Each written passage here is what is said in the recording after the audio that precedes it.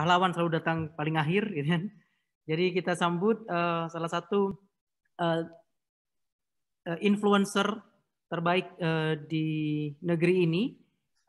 Silakan Mas Sabrang untuk menyampaikan paparannya sebagai salah satu perwakilan dari pemuda-pemuda di negeri ini untuk melawan COVID bagaimana. Terima kasih. Monggo, time is yours. Assalamualaikum warahmatullahi wabarakatuh. Salam hormat untuk semua yang hadir di sini. Probably I will not speak in English because my English is very rusty and it might not make my point come across clearly. So I better speak in my mother tongue. Oke, Bismillahirrahmanirrahim. Ini pada keadaan COVID sekarang ini di Jogja sudah sangat banyak inisiatif untuk bagaimana menghadapinya. Terus, tapi clearly kita bisa melihat bahwa kekuatan yang terbesar yang bisa menahan tadi seperti yang dikatakan Pak Ben tadi, survivability kita adalah community effort. Bagaimana kita bisa kerjasama bareng-bareng untuk saling memenuhi kebutuhan satu sama lain. Untungnya kita punya asas gotong royong, jadi kita bisa kembali ke situ. Sekarang kita kita sekarang berpindah pada keadaan di desa. Saya menemukan banyak teman-teman Karang Taruna, seperti tadi diceritakan, di mana teman-teman muda sangat punya inisiatif, sangat punya semangat untuk memajukan desanya. Kadang-kadang yang mereka susah dapatkan adalah informasi bagaimana untuk bisa follow up dari ide-ide mereka. Itu biasanya yang mereka tidak mudah lakukan. Saya mencoba menganalogikan begini. Untuk membuat masakan yang paling enak atau bermacam-macam itu diperlukan bumbu yang sebanyak-banyaknya. Nah, ini ada data sedikit dari BPS. 25 tahun terakhir penduduk di desa di seluruh negeri telah menyusut sebanyak 10%. Dari 54,1% di tahun 95 menjadi 51,2% di 2010, 47% di 2015, di 2020 ini 44,3% penduduk yang hidup di desa. BPS memperkirakan bahwa 15 tahun lagi, sekitar 2035, hanya akan bersisa sekitar 33,4%. Nah, ini agak mengkhawatirkan. Kenapa? Karena biasanya teman-teman di desa yang punya kapabilitas lebih, mereka kemudian memilih pindah di kota untuk mendapatkan income yang lebih, sehingga penduduk di desa jadi berkurang dan bahan bumbu ini untuk memasak desa juga jadi berkurang. Ini tren yang seharusnya diantisipasi ini. Karena untuk membangun desa kita butuh potensi-potensi terbaik dari desa tersebut, bukan diserap oleh desa. Selain sumber daya alamnya, sumber daya manusianya juga harus dipertahankan di dalam desa. Ini sangat kontras dengan yang kita lihat di TV-TV, kita lihat di film-film. Kalau di film-film kita menunjukkan, kita bisa melihat sendiri bahwa kalau perjuangan yang import desa, kalau nanti ada pejuang yang dikejar oleh Belanda larinya ke desa, pergerakan politik mulainya dari desa, inisiatif semua dari desa, dari di film-film itu. Sementara keadaan sekarang desa-desa justru semacam menjadi objek karena potensi-potensi terbaiknya kebawa keluar semua termasuk SDM-nya. Nah, ini kita perlu inisiatif jalur untuk bisa mempertahankan sumber daya manusia, sumber daya alam, sehingga nomor satu bisa dimanfaatkan oleh desa tersebut. Ini tentu bukan ide yang sederhana karena kita membutuhkan banyak jalur untuk bisa mewujudkan itu. Jalur ekonomi, jalur komunikasi, jalur pendidikan. Saya kemarin sempat bertemu dengan beberapa teman desa, misalnya mereka punya dalam tanda petik komplain begini. Di desa saya banyak KKN ini. Hampir tiap tahun ada KKN, tapi tidak pernah yang berdasarkan permasalahan di desa kami. Jadi desa kami seperti sebuah objek KKN yang programnya tergantung dari universitasnya.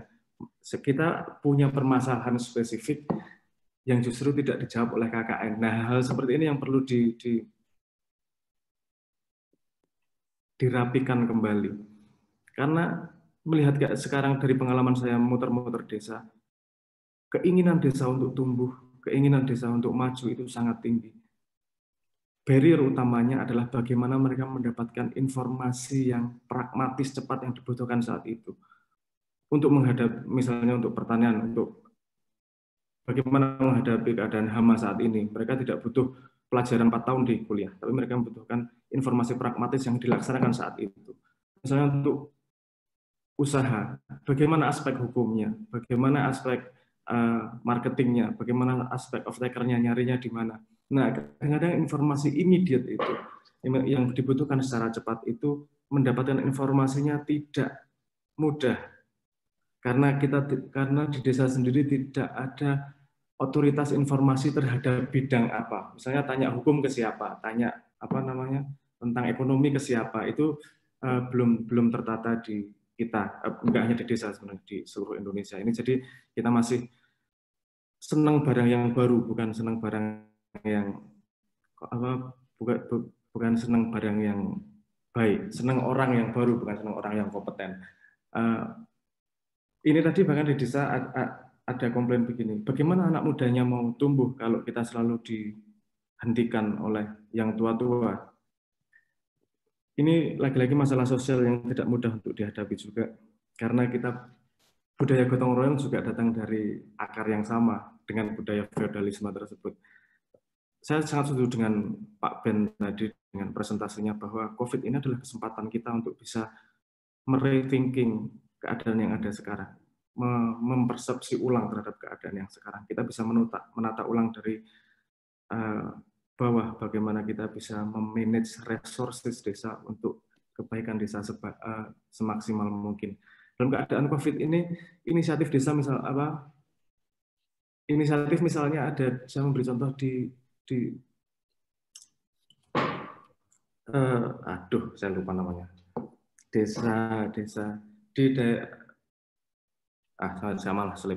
daerah Jogja ada sebuah desa yang mereka satu desa mengumpulkan bahan makanan untuk mensupport warga desa yang tidak bisa mudik, dan warga desanya di kota tidak bisa mendapatkan sumber makanan. Mereka justru mensupport saudara-saudaranya yang di luar. Ini menurut saya prototipe yang luar biasa menarik. Satu, dari sudut pandang sosial budayanya, bahwa gotong royong sebenarnya kita masih punya itunya, masih punya benihnya, bibitnya. Itu tidak begitu terlihat kalau keadaan normal, tapi ketika keadaan krisis itu jadi tumbuh lagi sense itu. Terus kemudian yang di kota juga mencoba, ini warga desa yang merantau ke kota juga bisa sebisa mungkin mencarikan informasi, mencarikan resources untuk apa yang kekurangan di desa tersebut. Nah, ini menurut saya ini jalur yang sebenarnya sudah terjadi secara organik, dan ini perlu untuk diberi jalan tolnya mekanisme ini, sehingga gotong royong tidak hanya terjadi pada keadaan krisis, tapi bisa menjadi sesuatu yang memang terus dilakukan. Ada beberapa inisiatif di desa juga sudah melakukan lumbung, membuat lumbung-lumbung desa sendiri. Mereka menata desanya sendiri, mengumpulkan data siapa yang sakit, mengurusi makanannya juga sekaligus. Terus mereka melockdown desa. Kadang yang salah persepsi begini, PSBB tidak sama dengan lockdown di desa. Konsep lockdown di desa mungkin agak berbeda dengan konsep lockdown yang kita pahami di kota-kota. Konsep lockdown di desa nomor satu adalah bagaimana mereka jadi lebih bisa manage orang masuk dan orang keluar. Bukan nomor satu urusan COVID ya, tapi juga ada urusan keamanannya. Karena dengan keadaan COVID sekarang ini, saya mendapat cerita banyak bahwa kriminalitas juga mulai meningkat. Ini wajar dengan keadaan seperti ini. Di Jogja sejauh ini juga ada movement di mana ayo tanam lagi, siapapun bisa menanam, yang di urban, yang di desa maupun yang di kota, karena kita sadar bahwa keadaan ke depan mungkin akan kekurangan pangan nih. Terus gimana caranya menanam? Nah, di situ gunanya informasi saling belajar, exchange.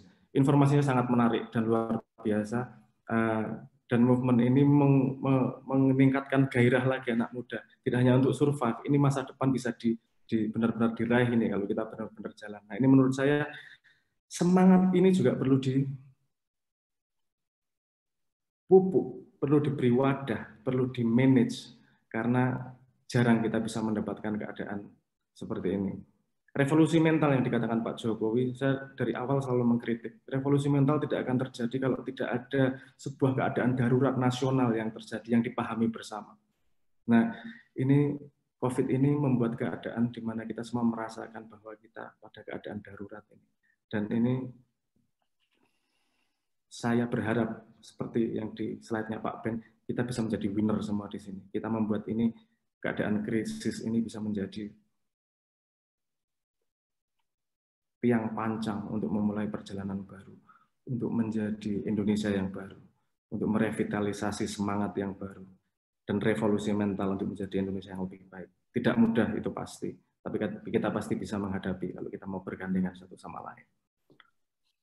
Mungkin itu dulu Mas, sekarang ini 10 menit lagi sebelum jam 12, mungkin banyak yang Jumatan, nanti kalau saya ngomong kelamaan, saya bisa digebuki sama malaikat-malaikat ini. Monggo, saya kembalikan waktu. Oke, siap. Terima kasih Mas Abrang. Jadi ada 2 hal yang perlu diketahui. Ini whole speaker, he is a very famous young musician. Dan mungkin yang tidak tahu di Indonesia kalau ternyata vokalis juga bisa berdialektika seperti ini. Semoga kita semua paham bahwa tidak ada dalam hidup tidak ada halangan, yang ada tantangan. Kita hidup bersama keadaan ini untuk sesuatu yang lebih baik. Perubahan tidak akan terjadi kalau kita tidak mau berubah. Ayo gandengan tangan, manfaatkan kesempatan ini. Saya ngomong kesempatan ini karena tidak mudah juga. Tapi kalau kita bersedia, kita mau, kita jadi orang Indonesia dibanting bangun lagi, itu kata Pak Soekarno. Dan kalau saya kembali mengutip Pak Soekarno pernah mengatakan begini, dasar negara kita adalah Pancasila. Kalau 5 diperas menjadi 3 dan 3 diperas menjadi satu kata itu adalah gotong royong. Kita kembali kepada ruh Indonesia, gotong royong. Mari. Oke. Terima kasih Mas Abrang.